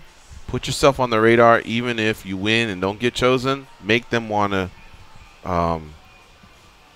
ask you back. If I was Austin Springer, I'd be going, how do I get on MMAjunkie? How do I get on the other shows? Because I want to put something out there. Man, I was the 5th guy, but I want back. You know what I mean? Everyone saw I don't give up. I'm the kind of guy the UFC wants. While it's fresh in our minds, because in a few days, tomorrow we got PFL. 2 days later, we got Singapore. And then after that, we're getting close to International Fight Week. You tap someone on the shoulder and go, Austin Springer, man, what do you think? They're going, who's that? We all forget. You know, we put it, we file it, and that's it. It's done. Let's do the daily debate. You ready? Yeah. All right, I found it. Here we go. We tweet so much from the MMA Junkie, the huge account, that I had to do a little bit of scrolling. That's because the guys are staying busy. The editors, the writers. Kudos to that amazing team. Videographers as well. Here we go. Does a potential pay-per-view fight between Floyd Mayweather and George St. Pierre interest you at all? Guys are going to keep it simple. No and yes. But after your answer, tell me why. Okay. Go first? Yeah. I'm going to say yes. Oh, my God. Goes. Well, you got to give me my chance to tell you why afterwards. I didn't want to say yes. But if it's remember, the question says at all. And there's a little piece of me that does make it interesting, but I'll explain later. Aren't you guys going first with your yes or no? Or am I saying explain that? now. Yeah. Oh, all right. Well, the reason I say yes is the only thing that makes me any somewhat interested. I just want to see if he does better than Conor. That's it. It says at all. That is the little piece that says, all right, a little. I'm going to go N-O, no. Not that because I'm a contrarian, but honestly, just because, to be honest, George St. Pierre, he's good, not just for the fans and hardcores, but he's also live bait for a Conor McGregor. You know, if we want sports and to generate business, good business, let's at least go about it by doing it within the sport that we're trying to help or promote, which is MMA. So let's have the MMA fighter fight the MMA fighter, and perhaps draw another big drawing MMA fighter out of the woodworks, and have that trickle down into our sport. So I will say no. I'm gonna say no as well. In fact, if there was a choice that said fuck no, I would have chose that one. We did it, man. Conor, he went in there. They sold a bunch of pay-per-views. They made a bunch of money, but it probably may have cost us Conor. He still hasn't come back. We hear these rumors, but we've been hearing these rumors. After that fight versus George St. Pierre, Floyd Mayweather, he said, I may fight by the end of the year. I want to get on the Forbes list. And then it was going to be maybe in the spring. And now, we've been hearing about possibly Khabib in Russia. Remember, Dana White was going, you know what I heard? He wants to fight him in Russia. And then he just burst into laughter, trying to sell us on the gangster that Conor McGregor is. I'm not saying he's not one, but that hasn't even come close. You know what I mean? So now if the fight happens, okay, I'm all in, because I think Conor's it, man, when it comes to our sport. But, man, we just don't need to see this fight, man. Come on. This St. Pierre doesn't stand a chance. You know what the odds are? I thought Joey Odessa was joking at MMA odds. He said Floyd Mayweather would probably be minus 10,000 at a bare minimum. I mean, that's a joke fight. That's just a dumb fight to have. You had your fill. Idea. You had your fill with Conor and Floyd, but I had my fill just following the Chicago Bulls. We had to wait for Jordan to go do his baseball thing before we could come back and get another 3 championships. So I've definitely had my fill. Yeah, this is silly. I hope it ends there. Thank you to the 921 that voted. 72% said no. 28% out there agreed with Goes. I guess there's a piece of them that wants to see. You really want to see this Goes one more time? The question is at all, and there's a piece that I just want to see if he does better than Conor. That's it. But yeah, I'm all for. I don't want to see that. If this was the Gladiator days, I'd probably say yes, but only if it's to the death. With the actual tigers coming out, everything you saw in the movie Gladiator. To the death. Okay, to the death. Let's do it. But no, there you go. That's the daily debate brought to you by the MMA Junkie Radio team. I think we have to take a break. You're listening to MMA Junkie Radio on Sirius XM Rush 93. Stay close. We'll be right back.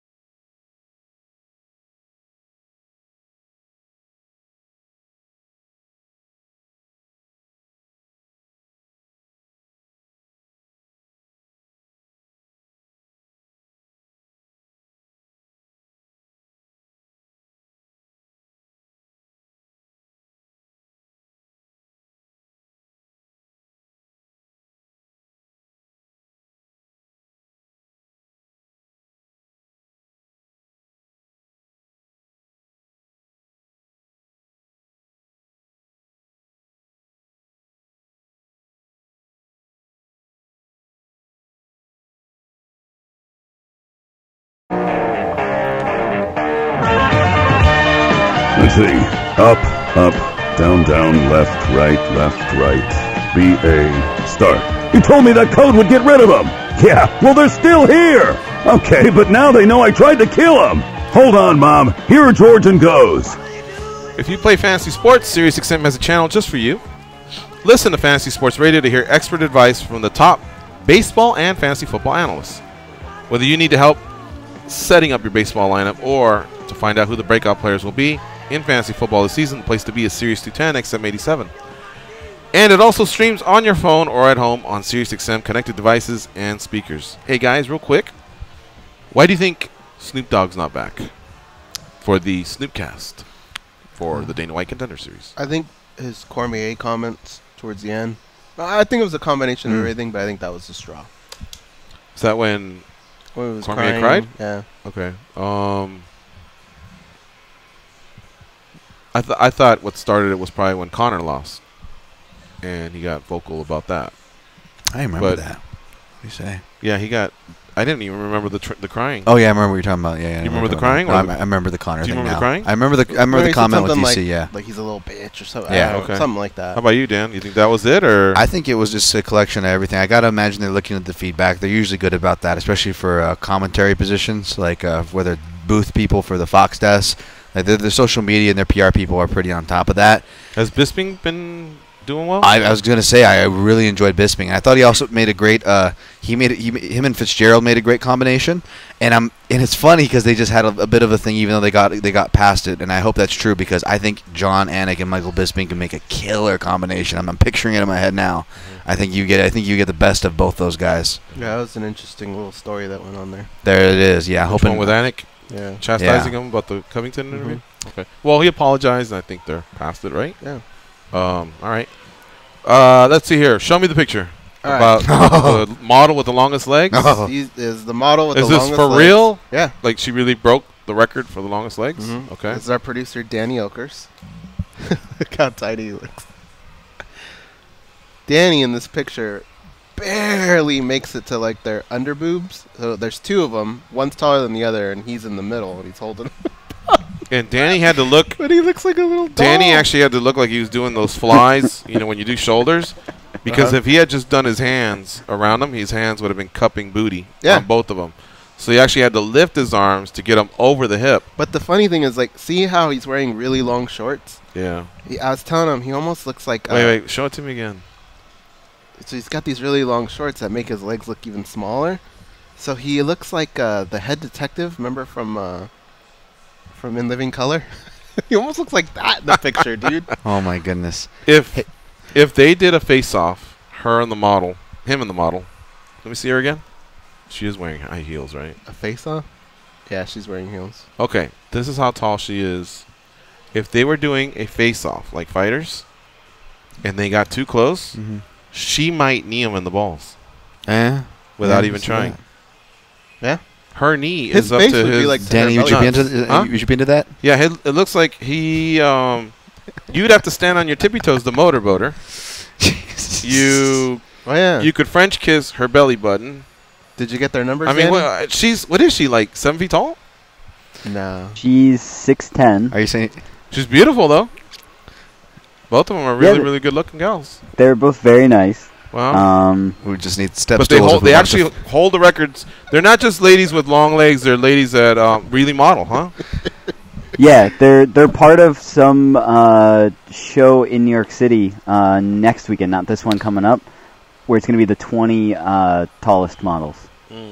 So let me tell you something real fast, because we're running out of time. Boy, something smells good. What is that?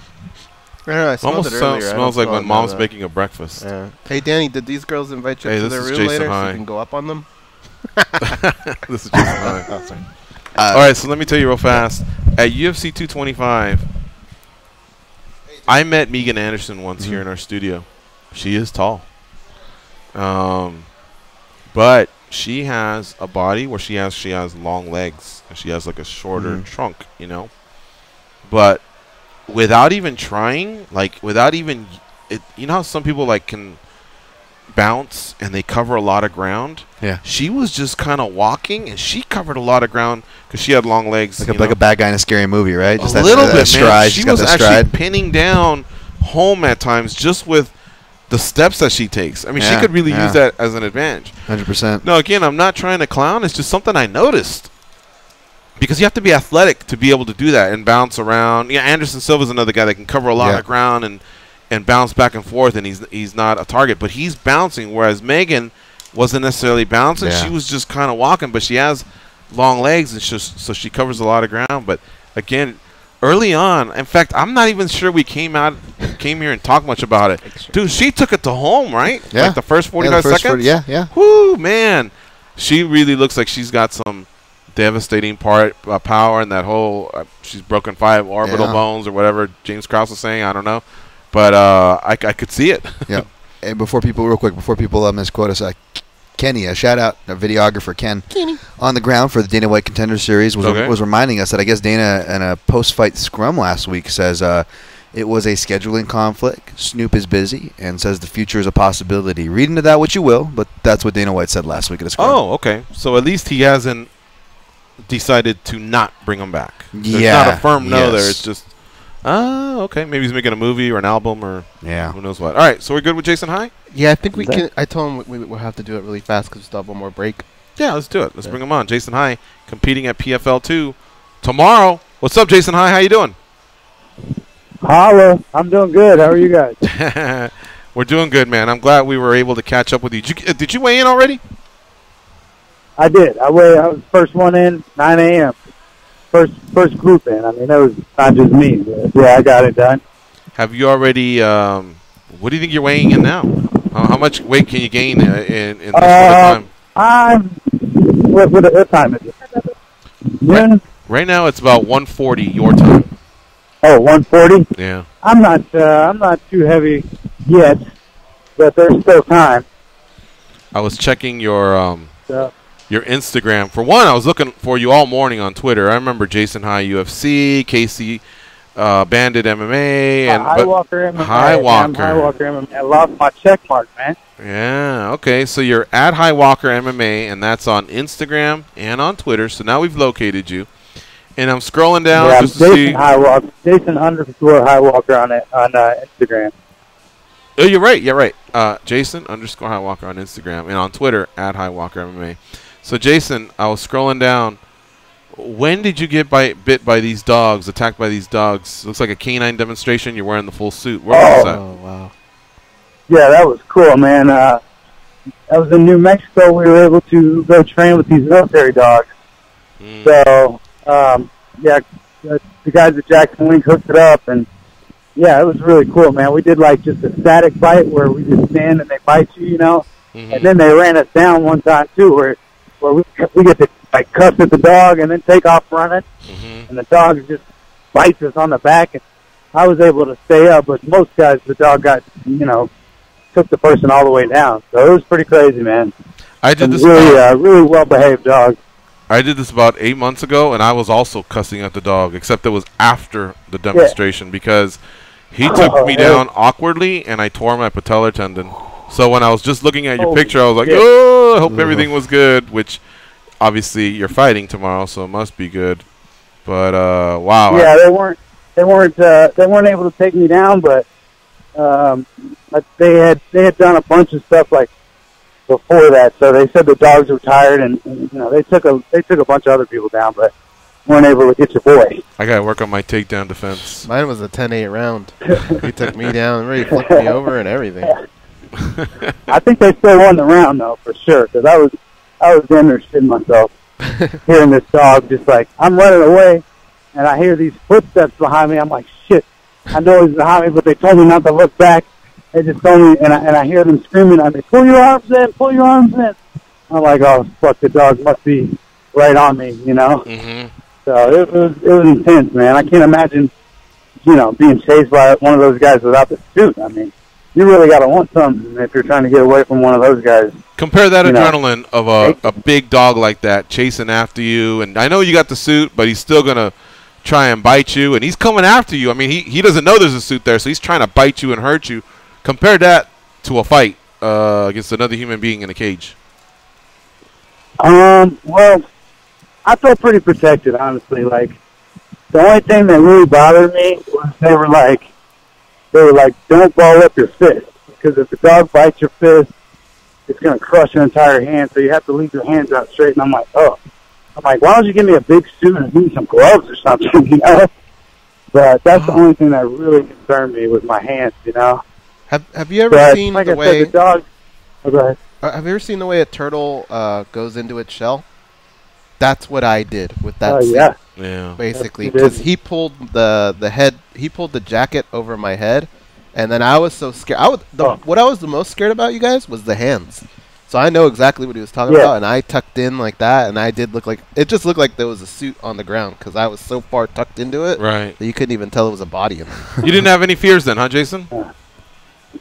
Well, no, I definitely did. I mean, it was pretty intense, but I definitely say I think fighting is a little bit more intense. There's just more on the line, you know. Mm-hmm. So, but I definitely wasn't it definitely wasn't a walk in the park, you know. I was amped up for sure. You had an opponent switch recently.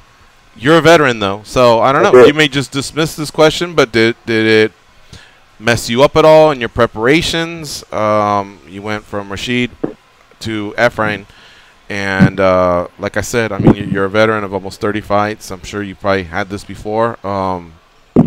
Your thoughts? Right.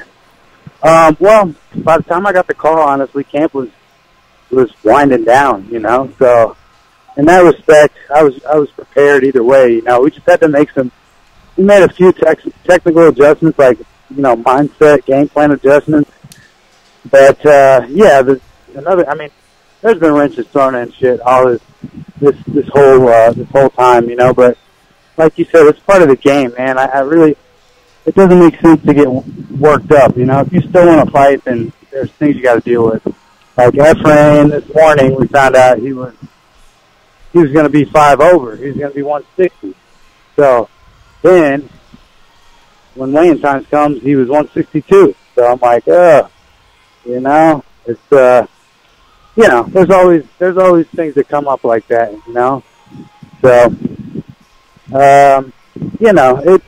it's part of the game, you know. The fight's still on? It doesn't make any sense to waste a whole bunch of energy on it, you know. The fight's still on? Do you get 20% of his purse? Oh yeah. I got 25 of his show, but yeah, fight's still on. Was that what the commission suggested, or did you kind of do some of your own negotiating? No, we negotiated a little bit. The commission was really hands off, actually. So the commission has nothing to do with that, apparently. Mm-hmm. So yeah, we did a little negotiating and got what I thought was fair, and the fight's still on. Are you more excited about Rashid when you had that matchup, or Efrain now that you have the matchup now? Well, I was excited about Rashid. I thought Rashid was going to be one of the toughest fights in the tournament for me, you know? Yeah. So I was excited to actually just kind of knock that out, you know? Mm-hmm. But Efrain's tough. He's experienced. He's been around, fought all over the world. You know, he's got a good name. And, I'm looking forward to a tough fight. Yeah, he ain't no scrub, that's for sure. No, definitely not. All right. Goes. What do you have for Jason High? Jason, do you know what the protocol is when somebody does miss weight? Are they still eligible for all the points the way they're supposed to play out? Nope, he's not eligible for any points. Should he win, which he's not gonna. Oh, wow. Okay. And then, now when you look at the field, our very own Dan Tom, he's had to break down a lot of PFL and all that. How would you say you stand out over all the other guys you're competing against? How would I say I stand out? Yeah, is there one factor that you could say that you bring to the table that stands out over all of them? Well, I don't really think there's many people in this entire game that put wrestling and the jiu-jitsu together as well as I do. So I think that's the way that I stand out in the tournament and just in MMA overall, you know. Jason High is our guest here on MMA Junkie Radio. He'll be fighting Efrain Escudero tomorrow night at PFL 2 in Chicago, Illinois. Now, let me just kind of give you guys a breakdown. You know that at 9 p.m. Eastern Start Time, that's when the main card starts. All right, your main event does feature Luis Firmino and Will Brooks in the same division that Jason High and Efrain Escudero will be fighting, and they will be featured on the main card. However, there is some pre- and post-fight coverage on Facebook. The pre-show is at 5:30 p.m. Eastern start time. The first 8 fights, they start right away at 5:40 p.m. Eastern start time on Facebook. Then they move over to NBC Sports Network, and then the post-fight show at 11 p.m. Eastern start time. All right, Dan Tom's got the final stuff for you. Dan, what do you have for Jason High? Hey, Jason. From an outsider's perspective, I really like this matchup because both you and Efren are two guys who I feel are very underrated. You can look at your resume and it'd be very misleading because you guys have both faced quality opposition, but you guys are also both guys who I believe when you put your skills together, you look at your performances where you have done that, you guys could beat anybody in your division on any night.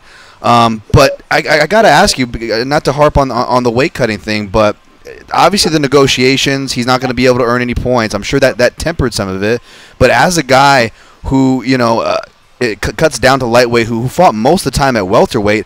Is it harder to make lightweight in your career at this point? And B, does that struggle to get down? Does it make it tougher to swallow when an opponent who maybe, not to pick on Efraim, but this isn't the first time he's missed weight, comes in a little heavy?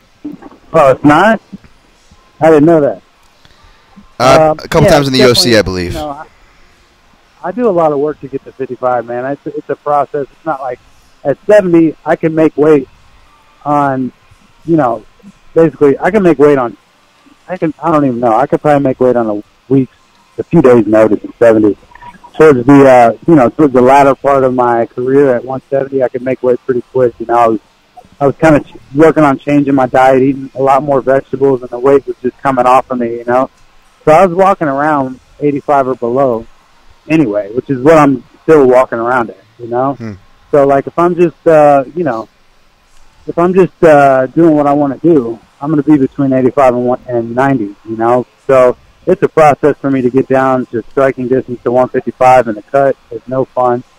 So, yeah, it does, if somebody misses weight at 155, I'm taking you over the coals. Like, I'm not letting you off, So, and I've never missed weight in my career. And I told somebody this yesterday. I started wrestling when I was 9 years old. I haven't missed a mark ever.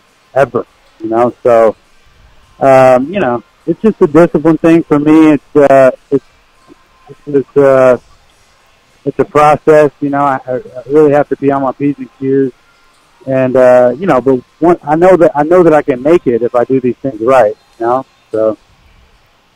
All right, Jason. Well, thank you very much for the time. We appreciate you giving us some of yours here on the day before fight time. Luckily, you guys have already weighed in, and hopefully you're getting fat and happy.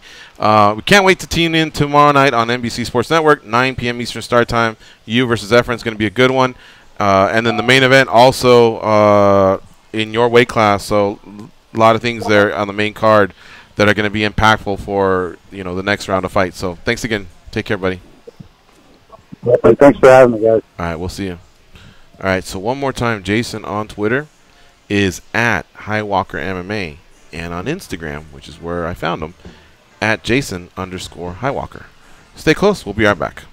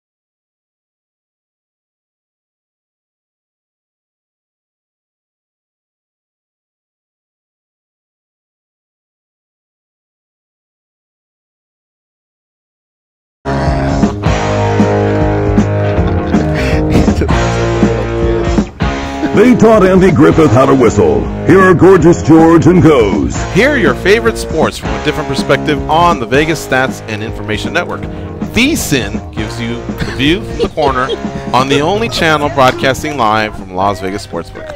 Follow the money while you follow the games on SiriusXM, Channel 204. Odds are you'll like what you hear on the Vegas Stats and Information Network. How about Cristiano Ronaldo putting in a goal and getting Portugal the 1-0 win? If I'm not mistaken, he scored every goal for Portugal in this World Cup. He's at 4 now. Right? Oh, he's got 4? Yeah, he had a hat trick the other day and then 1 today. Oh, I thought he only had 2. Yeah. We'll get to showtime in just a second. Hopefully finding it's his fucking time. Been trying for 2 hours. The Pro Fight League. Listen, I want you guys to pay attention here because their Facebook page is Pro Fight League. So facebook.com//Pro Fight League. But when they broadcast their pre-show and then those 8 fights you can catch, you don't want to miss those 8 fights. No. I mean, there's some good stuff there. Dan Spawn, remember he was with us for a while? Yeah. Doing, Tavares. Yeah. Diego Tavares is on there. Chris Wade is on there. Rakim Cleveland, who we just talked to. Vinny Magalhaes, former M1 champ, former UFC tough veteran. Brandon Housley versus Smelinio Rama. So if you want to follow this, 8 fights are available, but their Facebook page is PFL MMA Live. All right, so that's the difference. If you just want to go to the PFL Facebook page to see what's the haps, what's next, they have 268,000 followers. That's Pro Fight League. But if you want to watch the pre-fight, which is 10 minutes, then they go to 8 fights on the undercard before MSN Sports Network. Excuse me. Did I say it right? NBC Sports Network. Then you got to go to PFL MMA Live. And then afterwards, they recap it. And they have a good team out there, man. They have Eve Edwards. They have Boss Ruden, Randy Couture. And they're all doing an exceptional job. They've been doing the radio circuit, promoting these fights. So they're all very familiar with what they're watching. And you know, they believe in the PFL. Let's finish up with Showtime from Tennessee. What's up, Showtime? Hey, what's going on, fellas? Not much, man. How about you? Oh, man, just working, man. Working. Sorry about that, man. Hey, I'm trying to make a living. I'm like the fighters that wash dishes for a second job. You know, that's what I'm doing right now. All right. What? I'm being silly, man. You know, the fighters have 2 jobs. You know, they fight. You know, fight by night, wash dishes by day. You know. Yeah, but you got a job. I drive trucks by day and bet parlays at night. Ah, okay. So, show lays. 2 jobs. Yeah. How can we help you? Hey, sorry about that, guys. I had a guy walking up to the window, and I didn't want that to be on live. Man, hey. Man, it seems like I'm snake bit when it comes to the Kings MMA guys, man. Every time I bet on them guys, I'm gonna just lay off them from now on. When it's a Kings MMA guy fighting, I think I'm gonna lay off, man. Even though if I like them, because sometimes I go with my heart with them and I lose, man. I had a hellified parlay yesterday from soccer to baseball, and the Kings guy killed me, man. What's his name? Giga. Giga. Oh, man, Giga killed me, man. I was talking to Hal about that. Like, come on, man. Huh? That was the end of your parlay? Everything else had cleared? Yeah, Span. I had Span. I had the other cat that won, man, and Giga killed me, man. I would have been sitting fat, man. I mean, like, real fat. And Giga killed me. You lost your parlay, but you know what else you just lost? Johnny Rico's friendship. Yeah, hey, Rico may block me now, man. Yeah. But I like the Giga kid though, man. I think once that kid get a ground game, he's gonna be nasty, man. Once he get a ground game. Benil was telling us they're working hard on it. And he said, "Don't be surprised if you see a submission." Early on, he was trying to triangle him. He was throwing some legs up, but you know that's hard to really do at this level. That just doesn't happen too often. Steven Siler did win a PFL, but it's not like it's impossible. All right, Showtime. Well, we got through it, my man. Go ahead. Go back to that guy that approached you at the window. We know what's up. Gets lonely on the road. Oh, no. Thanks. Hey, I'm looking at soccer now, so I'm good. All right, brother. Take Take care. We are out of here tomorrow. What do we got? Well, I don't know if that's for certain or not. Just tune in, man. It's going to be a great show no matter what. We're out of here. Go out there and be a champion.